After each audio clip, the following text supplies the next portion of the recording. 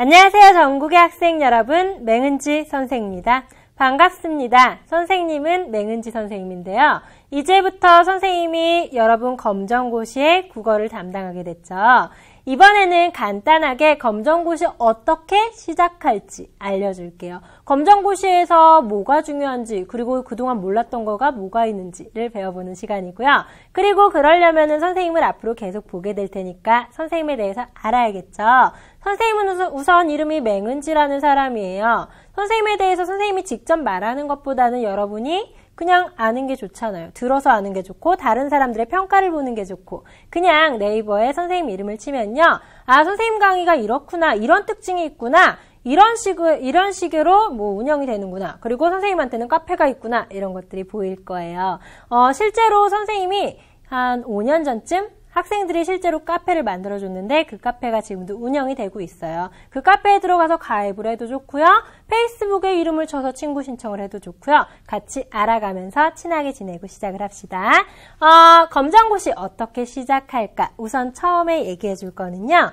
많이 헷갈려하는 친구들이 있어요. 검정고시가 우리가 지금 고졸 검정고시죠.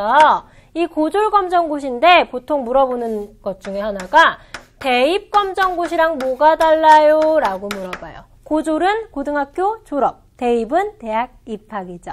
다시 얘기해서 고등학교 졸업과 동시에 대학 입학이 가능한 시험이기 때문에 고졸 검정고시는 대입 검정고시랑 같은 말이에요. 알아두고요.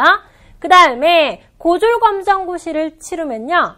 대학교에 입학할 수 있는 자격도 주어지고요. 실제로 고졸 검정고시의 성적을 반영하는 대학도 생겨났어요. 많이. 그래서 그 대학에 맞춰서 준비를 해서 대학교에 들어가도 좋고요. 그리고 고등학교 졸업장으로 다른 일들을 해도 좋고요. 많이 발전이 됐고요. 그 다음에 두 번째로 과목은 뭐가 있느냐가 중요한데 이게 2015년부터 약간 바뀌었어요. 그래서 선생님이 설명을 하는데 우선 과목은 필수 과목 6개랑 더하기 선택 과목 1개. 총 몇 개죠? 7개. 행운의 7, 7개. 그래서 과목은 7개예요. 그래서 필수 과목은 국어, 수학, 영어, 사회, 과학의 한국사. 요즘에 한국사 중요하죠? 그 다음에 선택 과목은 이 여러 개 중에 선택을 하는 건데요. 이거는 지금 6개 맞죠? 도덕이나 기술과정이나 그 다음에 음악, 미술, 체육 중에서 하나를 선택하면 돼요. 이전에는 컴퓨터 과목 같은 것도 있었는데 다행히 줄었어요. 이제 여러분들은 이 7과목에서 일정 점수 이상을 넘으면 되죠. 그 다음에 세 번째로는 시험을 어떻게 보면 되고 합격률은 얼마나 되는가죠? 우선은 세 번째로 이 시험은요. 전체가 60점이 넘어야 되고요. 평균도 60은 넘어야 되고요. 그러면 합격이고요. 그리고 보통 합격률을 조사를 해보면요. 매년 달라요. 합격률이 다르다는 거는요. 점수가 정해져 있는 거니까 난이도가 다르다는 거죠. 어떤 해에는 시험이 좀 쉬운 편이고 어떤 해에는 어려운 편이고. 그래서 보통 조사를 해보면요. 대략 합격률이 50%가 안 될 때가 있고요. 그리고 70% 조금 안 되게 69% 정도 될 때도 있고요. 합격률은 이렇게 돼요. 다시 얘기해서 반 정도 혹은 그 이상에 합격한다는 건데 여러분 합격을 한다는 게 그냥 응시를 우리가 무조건 그냥 공부도 안 하고 했을 때 그 중에 반을 합격한다는 건 아니고요. 공부를 어느 정도 했다고 가정을 했을 때 그 중에서 60점을 반 정도 넘는다라고 생각을 하면 돼요. 그래서 합격률은 이 정도가 되고요. 그리고 시험은 언제 보는가 보면은 매년 2회 정도 봐요. 2개를 보는데 2회니까 1회가 있고 2회가 있고 이런데 1회는 보통 4월쯤에 보고요. 2회는 7월 말에서 8월 초쯤 보고요. 합격자 발표는 보통 한 달 혹은 그 이내로 해서 나요. 그래서 약 한 달 정도 걸리고요. 그래서 1회에서 4월 시험이 좀 망쳤다 하는 친구들은 2회 7월, 8월 시험을 준비하고 이런 식으로 해요. 그리고 검정고시는 좋은 게요. 모두 다 60점을 넘어야 되는 게 아니라 만약에 내가 국어를 좋아해, 영어를 좋아해, 한국사를 좋아해, 그리고 도덕을 선택해서 도덕을 좋아해. 이래서 얘네가 60점이 넘었고 수학, 사회, 과학은 60점을 넘지 않았다 하면 불합격이 아니라요. 국어, 영어, 한국사, 도덕은 합격. 그리고 그 다음 시험에서는 얘만 합격하면 돼요 라고 하는 게 검정고시예요. 다시 얘기해서 내가 이거 전 과목을 공부하기엔 좀 부담스럽다. 나는 좀 시간을 두고 공부하겠다 하는 학생들은 국어, 수학, 영어 먼저 1차에서 많이 공부를 해놓고 다른 것들은 좀 조금 해놓고 그 다음에 2차에서는 2회에서는 사회과학, 한국사, 도덕 이런 식으로 공부를 해도 되는 거죠. 됐죠? 이렇게 해서 매년 2회라는 거고요. 검정고시의 전반적인 거는 이래요. 전반적인 건 이래요. 생각보다 많이 어려운 거는 아니지만 그래도 공부를 안 하고 합격하고 이러지는 않는 시험인 거죠. 그러면 우리가 요령도 있어야겠고 그리고 기초도 있어야겠고 두 마리 토끼를 다 잡아야겠죠. 선생님이 국어가 어떤 건지 얘기해주고 이 시험의 특징도 얘기해줄게요. 우선 국어가 어떤 건지 같이 봅시다. 국어는요. 여기에 나오는 국어는요. 여러 가지가 나오겠죠. 여러 가지가 나오는데 우선 첫 번째로 문법이 제일 중요하게 많이 나와요. 문법. 그 다음에 두 번째로 문법 다음에 비문학이 많이 나오고요. 잠깐 옆으로 가서 세 번째로 문학이 중시가 되고요. 그 다음 네 번째로 말하기, 듣기, 쓰기, 읽기라고 해서 말하기나 듣기나 쓰기나 읽기 중에서 읽기는 앞에 있으니까 뺄게요. 말하기나 듣기나 쓰기 중에서 한두 문제가 또 나오거나 안 나오기도 해요. 다시 얘기해서 제일 중요한 것은 문법과 비문학이고 어느 정도 잡아야 될 것은 문학이고요. 얘는 사실 많이 필요는 없고 많이 어렵지도 않아요. 한 몇 문제만 풀어보고 기출문제만 풀어보고 대응해도 돼요. 그래서 문법부터 다시 가면요. 문법에서는 여러분들이 뭐가 중요한지 알고 들어가야겠죠. 이번 시간에 중요한 거는 우선 문법에 중요한 네 가지인데 문법은 말의 법칙이고요. 말의 법칙에서 가장 중요한 하나는 의문. 의문은 자음과 모음을 얘기해요. 자음과 모음. 뭔가 문법 하면은 학생들이 이거 싫어, 지루해 하는 친구들이 많아요. 그래서 문법 한다 그러면 이거는 머리에 안 들어와 하는 친구들 많은데 우선은 선생님 보고 집중을 해봅시다. 그쵸? 그래서 문법에 제일 먼저 들어가는 의문이라는 것은 자음과 모음을 뜻해요. 머리에 집어넣었죠? 그 다음에 두 번째로 단어가 나와요. 이 단어는요. 단어가 올바로 쓰였는지 그리고 지시어가 올바로 쓰였는지 그리고 이 단어를 구성하고 있는 게 올바른지를 볼 거예요. 그 다음에 세 번째로는 문장. 문장의 구조가 적절한지 문장이 중의성이 있지는 않은지 중의성이 뭐죠? 중복되는 의미가 있는지 없는지 살펴보는 거죠. 나는 예쁜 그녀의 동생을 보았다. 이 문장의 의미가 뭐죠? 나는 예쁜 그녀의 동생을 보았다. 나는 그녀가 예쁜데 그 예쁜 그녀의 동생을 보았다랑 그 다음에 동생이 예쁜데 나는 그녀의 예쁜 동생을 보았다는 의미랑 두 가지가 있죠. 이런 걸 중의성이라고 하는데 그런 중의성이 있는 문장을 찾는 것. 이게 문장에서 할 일이죠. 그 다음에 네 번째로 마지막으로 법칙. 문법이니까 법칙. 문법과 관련된 규범. 이 시험에 나와요. 선생님. 의문도 그렇고 단어도 그렇고 문장도 그렇고 어문 규범도 그렇고 외울 게 너무 많아요. 못하겠어요. 근데 문법을 못하면 문법이 점점 중요해지고 있기 때문에 시험에 합격하기도 힘들어져요. 그럼 어떻게 하면 될까요? 최대한 쉽게 그리고 요령을 가지되 기초는 가지고 하면 되겠죠. 그래서 이 문법에서 문법의 원리 기초는 알아야 돼요. 그 문법의 원리는 한 강의 안에 끝나고 그 강의만 반복해서 들어주면은 그 원리는 끝나요. 여기서 내가 문법을 완벽하게 하고 싶다 하면은 각 단락마다 있는 강의를 터들어주면 되는 거죠. 그 다음에 원리를 한 다음에 할 일은요. 잘 보세요. 문법 문제를 푸는 게 아니라 비문학으로 가는 거예요. 그럼 비문학이 뭐예요? 비문학은 일반적으로 설명하는 설명문, 그리고 주장하는 논리적으로 설득하는 논설문 두 개가 있어요. 여기서 설명문, 논설문 외에도 여러 가지가 있어요. 토론도 있을 수 있고 전기문도 있을 수 있고. 근데 우선은 이것만 봅시다. 문법을 볼 때 문법의 원리부터 알라고 했죠.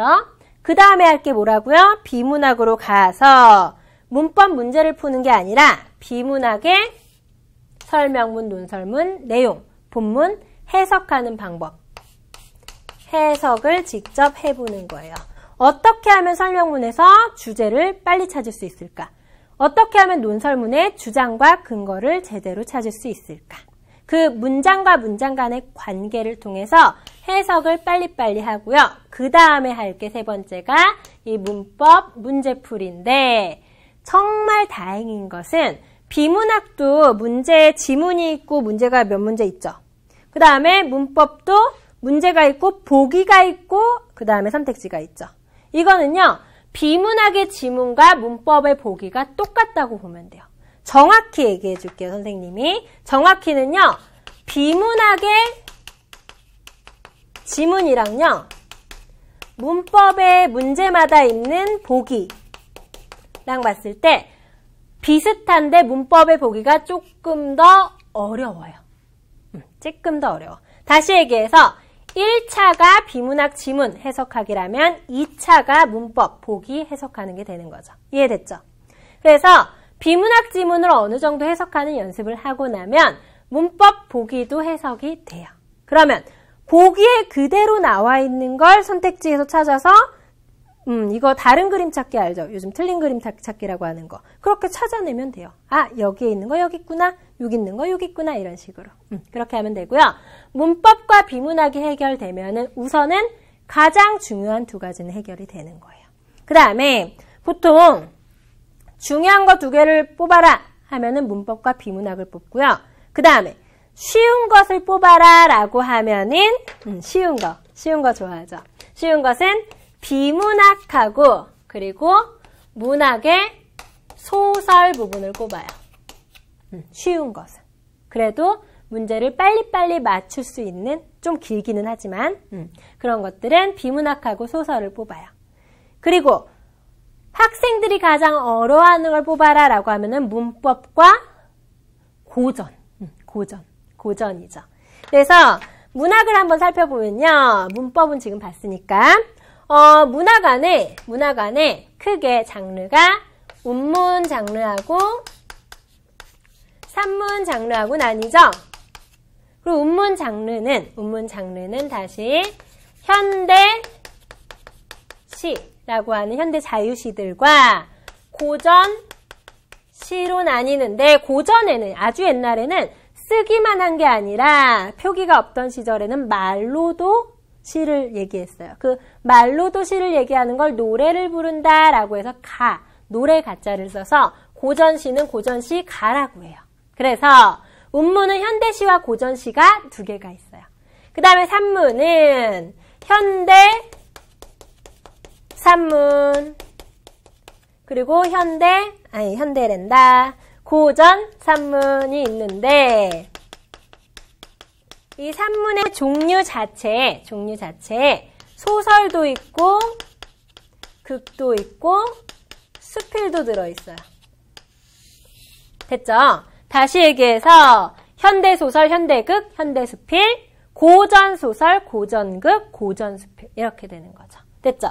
그래서 지금 문학에 크게 4개가 있는데 이 4개에서 그래도 쉽게 풀 수 있는 게 현대산문 그리고 고전산문인 거고 제일 쉬운 건 현대, 그 다음이 고전일 거예요. 사실은 내용은 고전이 쉽기는 한데 이 고전이라는 말만 붙으면 우선은 지금 표기랑은 다르잖아요. 그래서 많이 힘들어요. 그래서 여러분들이 제일 먼저 해결해야 될 것은 첫째, 현대시의 원리, 현대 산문의 원리, 고전 시의 원리, 고전 산문의 원리. 각 원리를 알아서 기본 기초를 완벽하게 하는 거고요. 두 번째로 할 것은요. 이 원리를 바탕으로 쉬운 것부터 잡아야겠죠. 제일 쉬운 산문을 잡는 거죠. 그 다음에 세 번째로 현대시, 시운문 잡고요. 어려워하는 고전의 표기를 잡고요. 이렇게 하면은 우선은 여러분들이 가장 어려워하는 고전의 표기가 잡히기 때문에 많이 쉬워져요. 그럼 여기까지 하면은 우선은 평균 60은 넘거든요. 그 다음에 당연히 문제풀이 연습은 해야 되지만 선생님이 지금 어떻게 하라고 했는지 다시 한번 봅시다. 국어의 문법은 어떻게 하라고요? 문법의 원리 한 강을 듣고요. 그 다음에 조금 더 깊이 있게 문법을 공부하면 좋겠다 하면은 각 강의 강의를 듣고요. 그 다음에 원리와 강의를 들은 다음에 문제풀이로 가는 게 아니라 바로 비문학으로 가서요. 비문학 해석하는 방법 선생님 강의에 있어요. 그 강의를 듣고요. 그 비문학 지문 해석하는 방법을 안 다음에 문법 문제를 풀면 돼요. 이게 바로 얘하고 문제 풀고 이게 아니라 전체적인 선생님 커리큘럼을 따라가고 그 다음 문제풀이 강의를 들으면 되는 거예요. 그 다음에 문법의 보기를 통해서 해석을 하면요. 문법과 비문학이 잡히고요. 사실 비문학 해석이 조금 어렵거나 시간이 오래 걸리는 학생들은 시간 배분을 연습해야 돼서 이 시간이 중요해요. 비문학 이 지문을 시간 내에 푸는 연습을 해야겠죠. 근데 여러분 처음부터 시간 연습부터 해야 될까요? 처음부터 시간 연습을 하면은 중간중간 빼먹겠죠. 그래서 처음에는 정확성을 높이고요. 나중에 조금씩 빨라질 거니까 시간은 나중에 연습합시다. 됐죠? 그 다음 갑시다. 문학 부분에서는요. 우선 전체 원리 잡으라고 했었죠. 사실 선생님이 이쪽 국어 강의에서는 유명해요. 그 유명한 이유가 이 원리 강의를 처음으로 만들었기 때문이고 그래서 그 어떤 수업보다도 선생님의 원리 강의가 더 재밌고 유익하고 시험에 바로 적용이 돼요. 그래서 여러분들은 이 원리 강의를 필수로 듣고 그 다음에 시작을 하면은 정말 쉬워질 거야. 예를 들어서 시만 설명을 해주면요. 시는요 딱 5개만 알면 돼요. 시험 문제에 나오는 건 이 5개만 파악을 하면 돼요. 그래서 이 5개를 파악할 때 화자, 정서, 시어, 표현, 노래를 외워야 되는데 이거 운율이라고도 하고 외우기 힘들기 때문에 선생님이 외우는 방법을 알려주겠죠. 시만 지금 알려줄게. 외우고 갈래요? 다음 시간에 선생님이랑 시를 하죠. 시를 할 때는 이 5개 외워야 되고요. 이 5개를 어떤 시가 나오든 적용해야 돼요. 시가 어디 나와요? 현대시에도 나오지만 고전 시가에도 나오죠. 제일 먼저 적용할 게 뭐예요? 화자예요. 시가 나오면 무조건 뭐부터 찾는다? 화자부터 찾아요. 그 다음에 화자의 정서를 찾고요. 시어의 의미 찾고요. 표현 방법이나 표현 찾고요. 운율 찾고요. 그래서 맨 처음에 시만 보면 바로 떠올려야 될 것은 화자다라고 해서 다 같이 좀 부끄럽지만 우리 팔을 올리고요. 팔을 같이 올리고요. 이렇게 얼쑤얼쑤 혹시 알아요? 옛날 어르신들 보면은 이렇게 춤추시는 분들 있죠. 물론 고속버스에서 막 이렇게 추시고 그거 옆으로 해서 얼쑤얼쑤 하면서 같이 하는 거예요. 옛날에는 정말 기분이 좋을 때 아이 행복해 이것을 지화자 좋다 얼씨구 좋다라고 했어요. 지금 그거 그대로 갑시다. 지화자 지금 하세요. 지화자 하고 있죠. 시에서 가장 중요한 건 뭐죠? 화자. 그래서 지화자를 조금만 바꿔서 시화자로 바꿔봅시다. 시화자.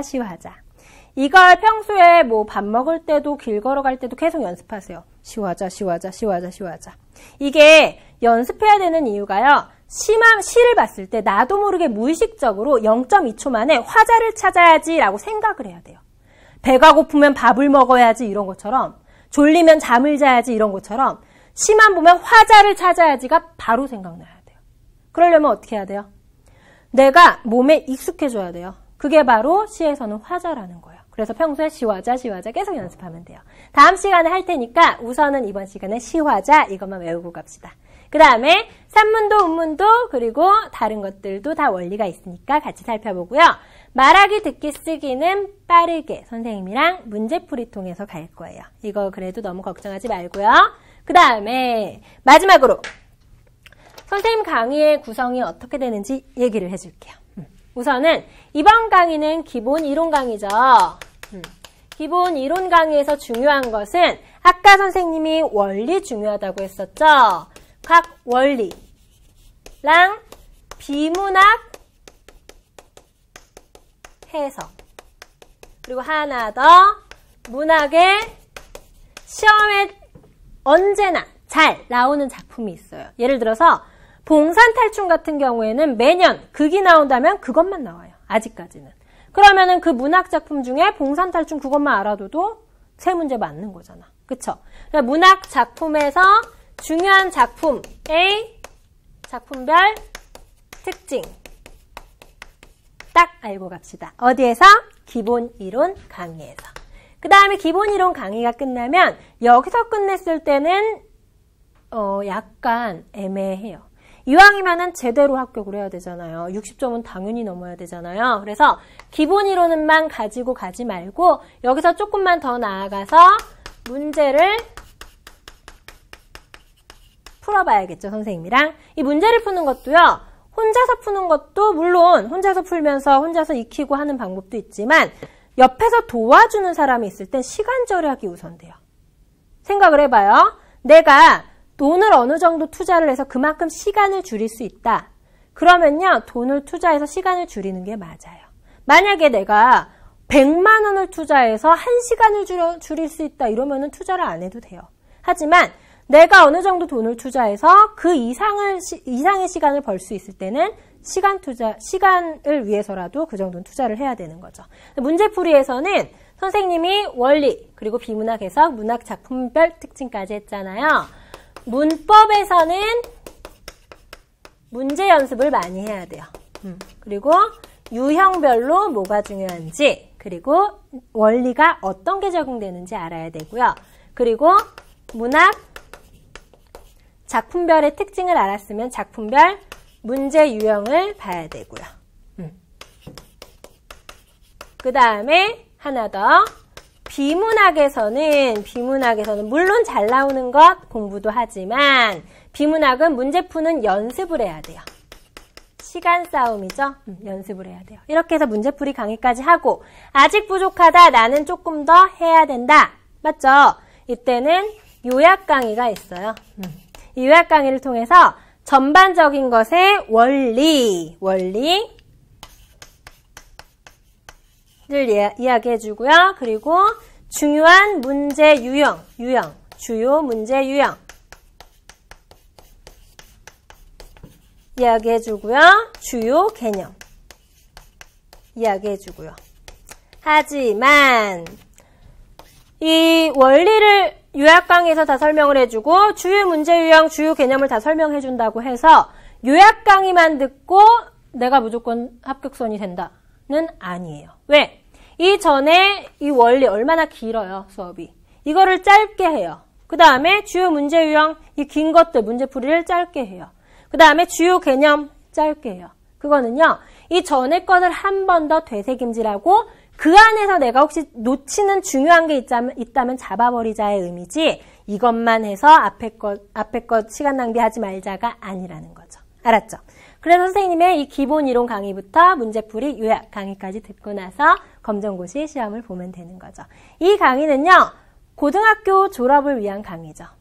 그 다음에 혹시 대학을 목표로 하는 학생들이 있다면 대학을 위한 강의죠. 그래서 고등학교 졸업을 이 강의를 통해서 할 수 있는 거니까 어쨌든 선생님도 여러분에게 사명감이 있고요. 여러분도 그만큼 열심히 따라올 거라고 생각을 해요. 만약에 인터넷 강의니까 서로 지금 보지를 못하니까 해이해진다. 나를 선생님이 좀 잡아줬으면 좋겠는데 나 혼자서는 안 잡힌다 하면요. 그냥 부끄러워하지 말고 게시판에 글을 올리세요. 질문 게시판도 좋고요. 매번 저 이번 시간에 1강 들었어요. 오늘은 2강 들었어요. 오늘은 3강 들었어요. 아, 오늘 어제는 못 들었는데 그거까지 오늘 2강 더 들었어요. 이런 식으로 매번 출석 체크를 해주세요. 그러면 선생님도 아, 이 학생은 이런 학생이구나. 아, 이 학생은 이렇게 열심히 하고 있구나 하면서 응원도 해주고 중요한 거 다시 한번 되새김질도 해주고 하는 거죠. 알았죠? 수업은 선생님 혼자서 아무리 잘한다고 해서 여러분들이 다 받아들일 수 있는 건 아니죠. 선생님이 하고 그걸 여러분들이 잘 받아들이려고 노력을 해서 함께 만들어 나가는 게 수업이죠. 조금만 더 열심히 그리고 조금만 더 제대로 해봅시다. 선생님은 맹은지 선생님이었고요. 다음에 현대시부터 시작을 하겠습니다. 감사합니다.